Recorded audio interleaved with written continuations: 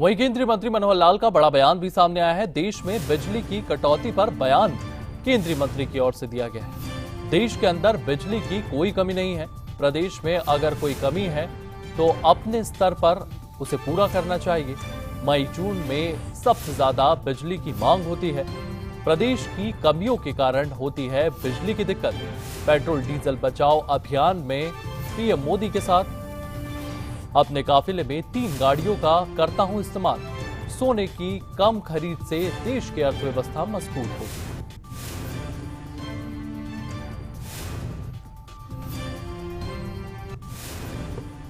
अपनी 3 गाड़ियों के काफिले में आया हूँ। हालांकि मेरे साथ भी लोग चलने के लिए तैयार होते हैं, मैं कहता हूँ कि नहीं, मेरे साथ चलने की आवश्यकता नहीं है। और ये अभियान देश के हित में है कि आखिर हमें तो एक ही गाड़ी पर चलना होता है। ये बात अलग है कि पुलिस का कुछ एक अपना दायित्व होता है, वो हमारे साथ एक गाड़ी आके पीछे लगा लेते हैं। वरना तो अगर अकेली गाड़ी में हम चले तो हमें दिक्कत नहीं है, लेकिन वो प्रोटोकॉल है। उस नाते से प्रधानमंत्री जी ने भी अपनी गाड़ियों का काफिला कम कर दिया है, होम मिनिस्टर ने कम कर दिया है, हमारे यहाँ के मुख्यमंत्री ने कम कर दिया है। सब लोग इसमें से प्रेरणा ले रहे हैं और कुछ दिन के बाद इस अपील का जो असर होगा, वो लोग भी इसको जो पालन करने लगेंगे तो बहुत बड़ा एक असर होगा। हमारी विदेशी मुद्रा वो बचेगी, देश की जो आर्थिक स्थिति है मजबूत होगी। उन्होंने न केवल तेल के लिए कहा है, बल्कि उन्होंने कहा कि सोना जो है वो भी देशों से कम मंगाओ, उसके ऊपर अलग से एक्साइज ड्यूटी लगाई है। जो जो चीजें विदेशी मुद्रा को खपत करती हैं वो कम की जाए, हमारा विदेशी मुद्रा का खजाना भंडार बढ़ेगा तो हम देश में काफी चीजों को सुधार सकते हैं।